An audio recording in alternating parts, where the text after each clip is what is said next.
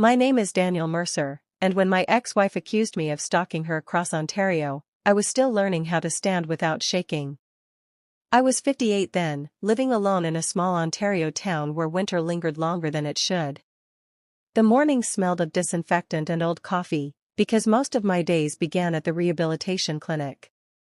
The metal walker clicked against the floor, each step negotiated, deliberate, earned. The letter arrived on one of those mornings. Thick paper. Official language. My hands trembled, not from fear, but from the effort of holding anything steady. Accusations stretched across the page while my back brace pressed into tender skin. According to her, I had followed her across cities, watched her movements, refused to let go. I read it twice, slowly, the way I now did everything. Outside the clinic windows, winter light spilled across dirty snowbanks. Inside, a therapist adjusted my posture while my phone buzzed with a voicemail from a lawyer I had never met. The contradiction was almost absurd. I needed help to sit, to stand, to breathe through pain, yet I was being described as someone relentless, mobile, dangerous. Pain taught me patience, and silence became my refuge, because explaining myself required strength I was still rebuilding, muscle by muscle, day after uncertain day, alone inside. I remember thinking how easily a story could outrun a body. I didn't yet understand why she needed me to look like a threat. I was married to her for 23 years, long enough for habits to replace promises. We were never loud people. Our marriage moved quietly, through routines, shared bills, unspoken understandings. Toward the end, the quiet changed shape. It wasn't hostile, just hollow. Conversations became logistical, affection reduced to courtesy. When we divorced, there were no raised voices, only signatures, a mediator, and boxes labeled in careful handwriting. We divided time, furniture, and silence, then walked away from each other without looking back. Before my body failed me, I worked as a regional insurance assessor. My job depended on movement. I drove across towns, inspected properties, climbed stairs, measured damage with a practiced eye. I kept notes, photographs, timelines. Accuracy mattered. Facts mattered. I was good at it because I trusted systems and documentation more than instinct. Order kept things fair. The accident didn't arrive dramatically. It began as pain I ignored, then numbness, then a morning when my legs refused instruction. Surgery followed consultations, scans, consent forms stacked neatly in folders. When I woke afterward, my spine felt foreign, my independence abruptly revoked. Walking became a lesson again, something broken down into steps and repetitions. The months that followed stripped me down. I depended on nurses to help me dress, on neighbors to bring groceries, on schedules pinned to the refrigerator. I learned humility the hard way. Each day revolved around appointments, medication times, and careful movement. I recorded everything. Pain levels. Exercises. Progress measured in inches, not miles. What surprised me most was how clear my mind remained. While my body slowed, my thinking sharpened. I noticed details I once rushed past. Dates. Receipts. Patterns. Recovery forced patience into me, reinforced restraint I already possessed. I had time to reflect, to observe myself honestly, without distraction. By the time the accusation came, I was no longer the man who moved easily through the world. I was deliberate, cautious, grounded in routine. My life had narrowed, but it had also clarified. I understood my limits precisely, and I respected them. Whatever else could be said about me, recklessness was no longer part of my nature. That clarity shaped how I lived even before everything unraveled. I woke at the same hour, ate the same simple meals, and filed papers the way I always had, aligned, dated, complete. I trusted records because why can bend under emotion, and emotion was something I preferred to keep contained. Friends described me as reserved, sometimes distant, but reliable. If I said I would be somewhere, I was there. If I committed to a task, it was finished thoroughly. After surgery, those habits became survival tools. I logged every call, every appointment, every instruction from doctors and therapists. Not out of fear, but out of habit. Order made uncertainty manageable. Even on days when pain blurred time, writing things down anchored me. I wasn't rebuilding myself emotionally. I was rebuilding function, step by careful step. Looking back, I see how that foundation mattered. The man I was before the surgery and the man I became after shared the same core. Patience. Precision. A belief that truth exists independently of noise. I had no interest in winning arguments or performing innocence. I trusted that consistency would speak when I could not. That belief, quietly formed over decades, would soon be tested in ways I could not yet imagine. At that point, my life felt small, controlled, and predictable, unaware that stability itself would soon be misinterpreted as something far more sinister by someone who once knew me well and chose suspicion.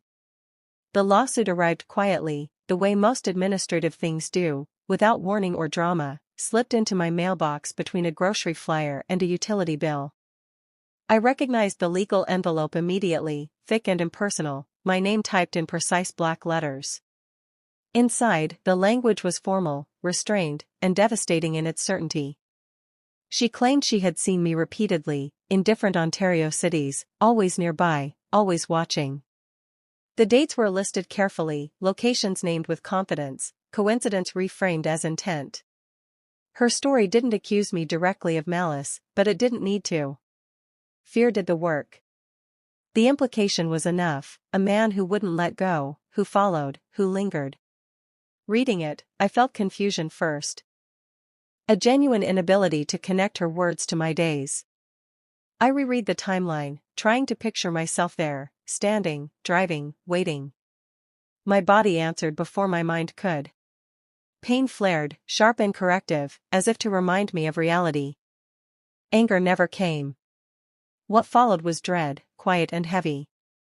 I understood how stories spread, how easily perception outpaced fact. I imagined her telling others, concern carefully practiced, sympathy already waiting for her. Meanwhile, I was calculating steps, measuring endurance, planning my afternoons around rest periods. The gap between who I was and who I was being described as felt impossible to bridge. The effects moved outward quickly. Friends we once shared stopped calling. Messages went unanswered, invitations quietly expired. At the grocery store, conversations ended when I approached. Neighbors watched from behind curtains, their expressions cautious, newly curious. No one said anything, which somehow hurt more. Silence allowed suspicion to breathe, to expand without resistance. Inside, something fractured. I had spent months feeling physically fragile, dependent, exposed. Now I was being framed as dangerous, a threat defined by movement and intent. The irony pressed on me harder than pain. She was building a story. I was still building strength, muscle by careful muscle, trust in my own body rebuilt slowly, privately. Advice came from unexpected places. A former colleague suggested I defend myself online. A cousin hinted I should tell my side before it hardened into truth. I listened, nodded, said little. Every instinct urged restraint. I knew how easily words could be twisted, screenshots preserved, context erased.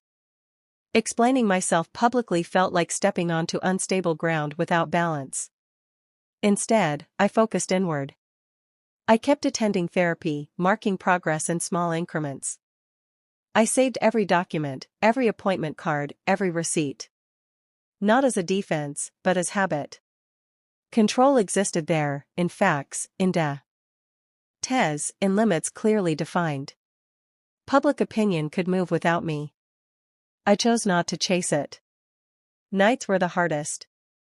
Pain softened distraction, and thoughts lingered. I wondered when restraint had become suspicious, when quiet had begun to look like guilt. Still, I stayed silent. Strength, I was learning, wasn't loud. It accumulated, unseen, until it was needed. Whatever was coming, I sensed it would require steadiness more than speed, truth more than reaction.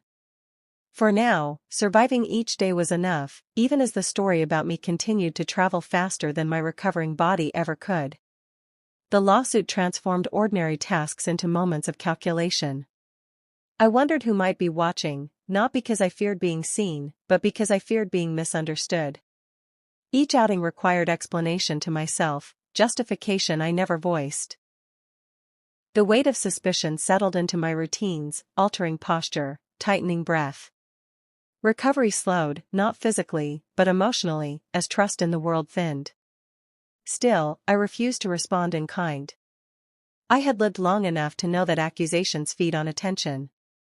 Silence, when paired with consistency, eventually exposes exaggeration. I returned to my exercises, my lists, my measured days. If the truth mattered, it would surface on its own time. Until then, I chose endurance over explanation, patience over performance, trusting that reality, unlike rumor, does not need embellishment to remain intact.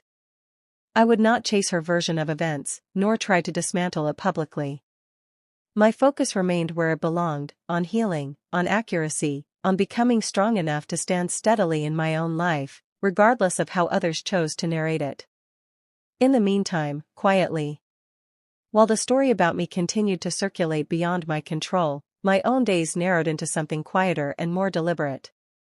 I began preparing without ceremony, not because I felt accused, but because preparation was how I had always lived. I requested complete copies of my medical records, surgical reports, imaging schedules, physiotherapy notes. Thick envelopes arrived by mail, heavy with dates, signatures, and measurements of limitation. I filed them neatly, the way I once filed assessment reports, each document aligned, labeled, unquestioned. Rehabilitation consumed my mornings.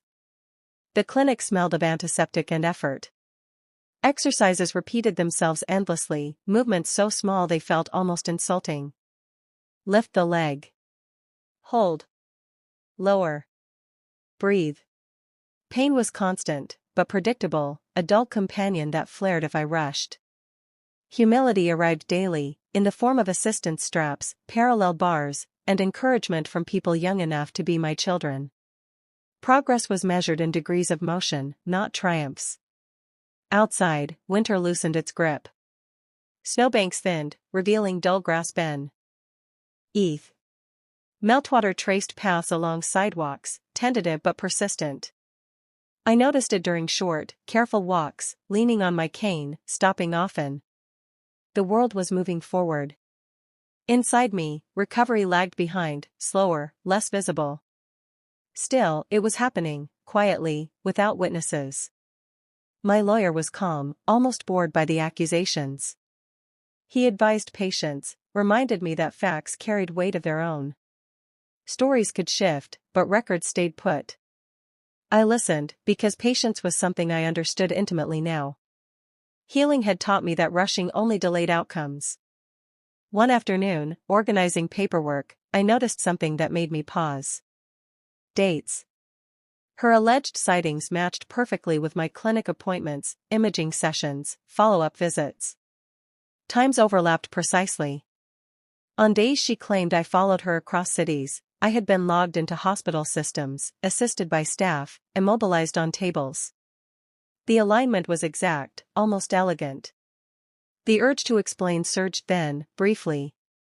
To call family, to post proof, to correct the narrative before it hardened further. I resisted. I had learned that truth did not benefit from panic. Instead, I added colored tabs to folders, cross-referenced times, made copies. Quiet work, methodical, grounding. Each evening, I returned home exhausted, not just from physical exertion, but from restraint. Silence required discipline. I ignored messages that hinted at concern disguised as curiosity. I limited conversations to safe topics. The truth was already written, line by line, date by date. It did not need my voice yet. It only needed to be read, in the right room, at the right time, by people trained to see past fear.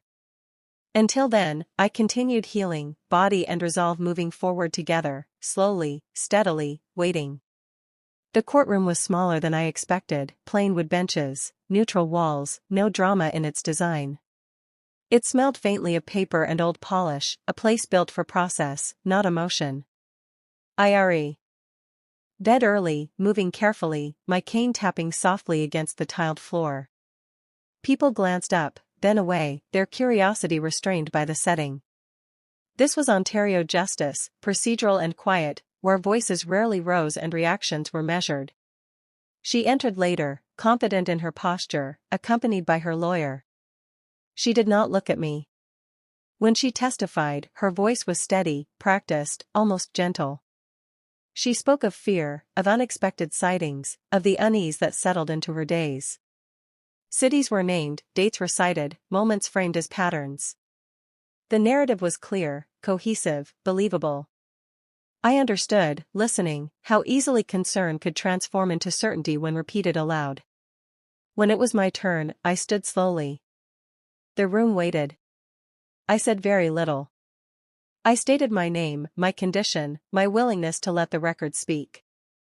I did not deny her feelings or question her motives. Accusation requires opposition. I offered none. I returned to my seat, hands folded, eyes lowered. Then the documents came forward. Medical records entered first, clinical and unemotional. Surgical notes detailing immobility. Restrictions on driving. Requirements for assisted transport. Dates projected onto screens, timelines unfolding without commentary. My physiotherapy logs followed, precise and unbroken. Attendance records confirmed my presence, my limitations, my dependence on others. A physiotherapist's report was read aloud, describing what my body could and could not do during those weeks. Walking distances measured in meters. Balance compromised. Travel impossible without assistance. Each statement removed space from the accusation, narrowing it until nothing flexible remained. The timeline collapsed quietly. There was no gasp, no audible reaction. Just a shift in posture, a subtle recalibration of attention. Lawyer stopped writing. The judge paused longer between pages. The story, once expansive, could no longer stretch around documented fact. I kept my eyes on the floor. Not out of shame, but out of discipline. I did not look at her. I did not need to. Understanding moved through the room without gesture, settling where it belonged. The realization did not belong to me alone. It belonged to everyone present. When it ended, there was no declaration, only a procedural conclusion. The accusation had nowhere left to stand. I remained seated for a moment after permission to leave was granted, letting the weight lift gradually. Vindication, I learned, is not loud. It arrives like quiet clarity, undeniable, complete, and strangely calm. After the hearing concluded, the matter ended without ceremony. The lawsuit was dismissed, its language folded back into legal silence as if it had never existed. No one announced victory. No one looked toward me for reaction. Papers were gathered, chairs shifted, and the room began to empty with professional efficiency. I stayed seated until my lawyer nodded gently, signaling that it was finished. There was no apology, spoken or implied. I did not expect one. Demanding remorse would have required reopening something I was ready to let close. What mattered had already happened. The facts had been seen. That was enough. I rose slowly, steadying myself, feeling the familiar pull along my spine as I adjusted my weight. Recovery does not pause for relief. The corridor outside the courtroom was long and bright. Each step echoed softly, my cane tapping against polished marble in a rhythm I had learned to trust. A stranger ahead of me held the door without comment. Another offered a brief nod, nothing more. These small gestures landed heavier than congratulations ever could. They asked nothing from me. Outside, the air felt different. Not celebratory, just lighter. The building stood the same as it had that morning, indifferent to outcomes, yet I walked away altered. Relief settled gradually, like breath returning after tension. I noticed details again. The sound of traffic. The weight of my coat. The simple fact of standing unchallenged in public space. My phone remained quiet. There were no messages waiting, no sudden rush of validation. Vindication did not arrive with an audience. It arrived privately, internally, carried by the knowledge that the story about me had lost its power. I did not need to correct anyone. The spectacle had passed without me participating in it. As I made my way down the courthouse steps, carefully, deliberately, I understood something new about closure. It is not an ending marked by noise or recognition. It is the moment when you realize you can leave without carrying anything back with you. I walked slowly toward the street, supported by my cane, carrying nothing except my own name, intact, and the quiet assurance that truth does not require applause to remain standing. Later that evening, at home, I placed the cane beside the door and sat for a long time without turning on the lights. The house felt unchanged, yet my relationship to it had shifted. I brewed tea, careful and slow, listening to the kettle rather than my thoughts. The absence of urgency was unfamiliar. For months, I had been braced against misunderstanding, conserving energy, waiting. Now there was nothing to wait for. The proof existed, complete and sufficient. I slept that night without rehearsing explanations, without anticipating questions. Morning arrived quietly, the same as always, but something inside me had settled permanently into place. It felt like stepping out of a storm that others still believed was raging, while I stood dry, steady, and finally free to continue healing forward without explanation required. Months passed, and strength returned in quiet increments. I no longer measured progress by pain, but by distance, by how far I could walk before resting, by how steady my hands felt pouring water. Life narrowed again, this time by choice. Mornings were for therapy, afternoons for reading, evenings for simple meals. The noise that once surrounded my name thinned, then faded. Reputation repairs itself slowly, the way bone knits. One neighbor waved. An old colleague called to ask how I was doing, nothing more. No explanations were requested. Records had done their work where arguments never could. I learned that accuracy outlasts rumor, and patience wears down exaggeration. I kept documenting, even after I no longer needed to.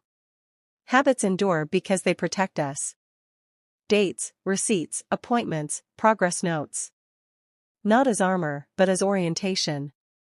When your body fails you, order becomes a form of kindness. When your character is questioned, consistency becomes a refuge. Restraint proved its worth. By staying silent, I avoided becoming part of the story I was accused of creating. I let the truth exist without performance. There is relief in knowing you do not have to persuade anyone who is willing to look. Forgiveness came quietly. Not toward her actions, and not as reconciliation. We did not speak again. Forgiveness, I discovered, is release.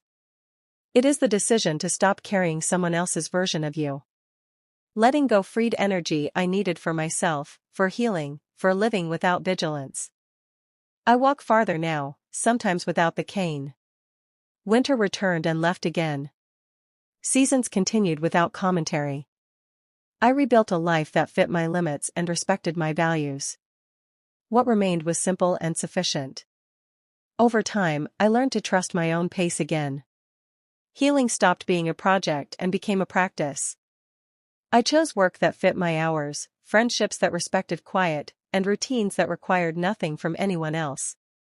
I stopped checking mirrors for judgment and calendars for defense. The past lost urgency. What remained was attention to the present, careful and sufficient, a life arranged to support steadiness, clarity, and rest, with room for dignity, patience, and ordinary joy.